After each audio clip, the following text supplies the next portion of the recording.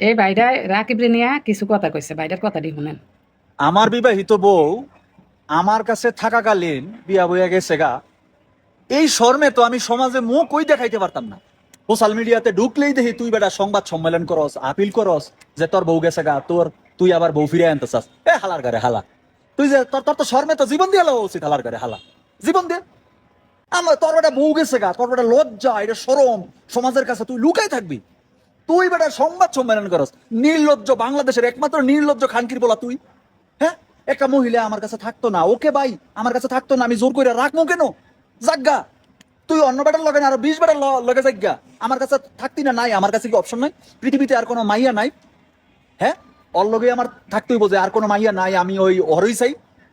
মহিলা অন্য জায়গায় গিয়া বাচ্চা কাচ্চা হইয়া গেছে গা, অন্য বেটায় বাচ্চা ওয়াই দিছে বেটা, অন্যজনের লগে সংসার করতেছে, তুই আবার এটার জন্য আবার আপিল করবি ওই মাইয়ারে ফিরে আনতে? লজ্জা শরম সারা খানকির বলা। আমি কিছু কথা কই আমার ব্যক্তিগত মতামত থেকে। এই যে ভাইজান, আপনার অনেক বড় একটা পেজ, মিলিয়নের উপরে আপনার ফলোয়ার, এত মানুষ আপনার ভিডিও দেয়, এত মানুষ আপনারে ভালোবাসে। আপনার মুখের ভাষা খুবই দুঃখজনক। একজনের লোক আপনার কোনো ব্যক্তিগত শত্রুতা নাই, ওই লোককে আপনি চিনেন না, ওই লোক আপনারে চিনে না। মানুষের নিয়ে আমরা 2-4-5 কথা কইতেই পারি, কিন্তু এমনি গাইলিয়া মা তুল্লা এই কি কই আপনি গালি দিচ্ছেন মানুষটারে, এটা কিন্তু একদমই উচিত হয় না। বিষয়টা কে কীভাবে নেবেন জানি না, মানে আমি আমার ব্যক্তিগত মতামত তো কইছি যে কারোর লগে আমার ব্যক্তিগত শত্রুতা নাই, বন্ধুত্বও নাই। মানুষের নিয়ে 2-একটা মন্তব্য আমরা করতেই পারি, কিন্তু এত বাজে ভাষা কেন আমার একজনের গালি দিতে হইব? প্রথম কথা হইলো এটা। আরেকটা কথা হইলো, আপনি যে হ্যারে কইছেন যে হের মইরা যাওয়া উচিত, হের লজ্জা শরম নাই, হ্যাঁ কি লেগে এডি করতেছে, এ নির্লজ্জ রাকিব এডি কইতেছেন। যাই কইছেন, এই যে কথাগুন হের জায়গায় যদি আপনি হইতেন না, তাইলে আপনিও এটার বিপক্ষেই খারাইতেন, আপনিও বিচার চাইতেন। আপনি যতই কন যে আমি হইলে তো মইরা যাইতাম শর্মে লজ্জায়, আপনি যতই এই কথা কন, কিন্তু আপনি হইলেও বিচার চাইতেন যে আমার লগে অন্যায় করা হয়েছে, আমার টিয়া লেখাপড়া করছে, আমার ইতে বিমানে চাকরি পাইছে, ব্যাগ কিছু করে দিছি আমি, এন বউ আরেকজনের হাত ধরে গেছে আমার সংসার থুয়া, বাচ্চা থুয়া। এই জায়গায় আপনিও প্রতিবাদ করতেন। আর এই রাকিব একবারও কয় নাই যে হেই বেড়ায় বোর্ডারে ফিরত নিতে চায়। ওনার কোনো জায়গায় ওনার ইন্টারভিউতে আপনি শুনছেন যে হ্যাঁ এই কথা কইছে? হ্যাঁ কিন্তু এই কথা কয় নাই। হ্যার কথা হইল, যারা এই ধরনের ব্যবিচার করে হ্যাঁ জন্য আঙ্গ দেশে দৃষ্টান্তমূলক একটা শাস্তির ব্যবস্থা রাখা হোক। আর যারা এই ধরনের অপরাধীরা আছে হেরা যেন একটা শাস্তি পায়। এরা আমনেকে ব্যক্তির লেগেই চাইছে। আপনারা যারা পুরুষ আছেন, অসংখ্য পুরুষ মানুষ আছে সমাজে।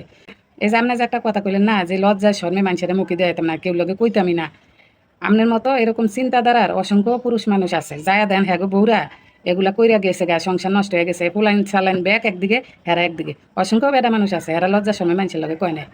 যদি আপনারা ব্যাখ্যি এমন লজ্জা শরম পাইতে থাকেন, তো এই অপরাধটা তো দিন দিন সমাজে বাড়তেই থাকবে, এটা তো আর কমতো না।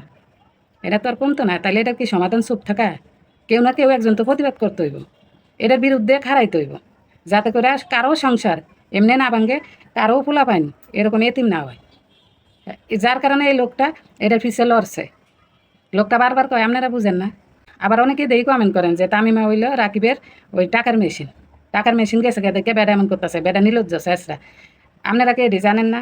আমরা তো শুনছি তামিমা রাকিবের টিয়া লেহাপড়া কইরা এই রাকিবের উচিলা এই বিমানের চাকরি ব্যাগ কিছু রাকিব কইরা দিছে। জন হ্যাঁ প্রতিষ্ঠিত হয়েছে তখন রাকিবের হালাইতে হয়ে গেছিল। হ্যাঁ, তাহলে এই যে আমরা কিছু মানুষ জানি না কই, কিছু মানুষ না জানি না কই, আন্দাজে মন্তব্য করা তো উচিত না। কেউ না মন্তব্য করবেন আপনার চিন্তাধারা থেকে। আপনি যেমন আপনার চিন্তাধারা ঠিক ওরকমই হইব।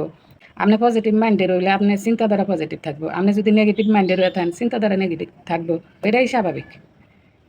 এই যে মানুষটারে নিয়ে যে মন্তব্য করতেছেন, মন্তব্য করার আগে আপনারা ভালো করে ভাববেন যে এই লোকটা কেন এই বিষয়টা নিয়ে এত করছে। আপনাকে সবার ভালো লাগে। আমরা মহিলা মানুষ, স্বামী যদি পরকিয়া করে বা যে কোনো সামান্য একটা ভুল করলেও ওটি ব্যক্তির কইয়া বেড়াই, সারা দুনিয়াতে কিন্তু ছড়াই দেয় যে আমার স্বামী এই করে লেছে, এই করে লেছে, আর বিচার চাই, চাই। বেটারা কিন্তু কমই চায়, বেটারা কিন্তু আসলেই শর্মের ঠেলা কয় না।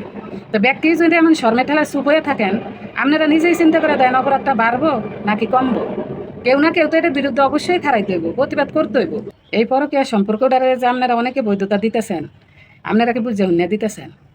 হ্যাঁ, নাসির তামিমার বিয়া হয়ে গেছে তো অনেক আগে, পোলেন চালেন ব্যাগ হয়ে গেছে, কিন্তু হ্যাঁ হ্যাঁ হ্যাঁ তো এটা পরকীয়া করেই করছে। এটা তো অস্বীকারের কিছু নাই, এটা তো সত্য কথা। ঘটনা শুরুতেই তো আমরা নিউজগুলো দেখছি।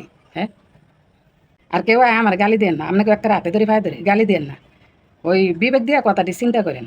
যদি আপনার কথার লগে আমার কথার মিল না থাকে, সেটা আপনি আমারে বুঝে কইতে পারেন। ঠিক আছে?